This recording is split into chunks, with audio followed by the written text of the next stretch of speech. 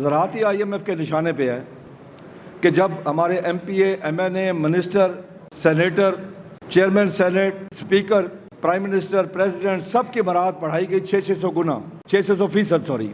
اس وقت I am F کیوں خاموش تھی؟ ہمیں تو دال میں کو کالا لگتا ہے کہ یہ آئی ایم ایف نہیں ہے، کوئی اور ہے. یہ لوگ جن کی برآمد بڑھائی گئی ہیں، یہ سارے آئی ایم ایف کے ساتھ مل کے پاکستان کی زراعت کو تباہ کرنے میں لگے ہوئے ہیں. مجھے دنیا میں کوئی مثال دے دے، دنیا میں ایک مثال جہاں کسی کی برآمد میں یا تنخواہ میں 600% اضافہ ہوا ہو، دنیا میں، پاکستان کو چھوڑے.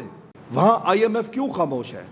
اب نیپرا اگرا کے جو چیئرمین ہیں ان کی تنخواہ دیکھیں، کم از کم وہ ایک مہینے کے 1 کروڑ میں پڑ رہا ہے حکومت کو، 1 کروڑ کا. وہاں آئی ایم ایف کیوں خاموش ہے؟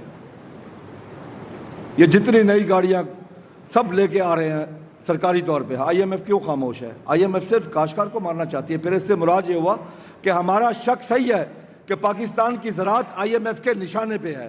امریکہ چاہتا ہے کہ پاکستان اس کی زرعی منڈی بنے، کیونکہ آپ کے سامنے ہے کہ سویابین کے بارے میں اس نے پابندی، آپ کوئی ٹیکس نہیں لگا سکتے، ڈیوٹی لگا سکتے.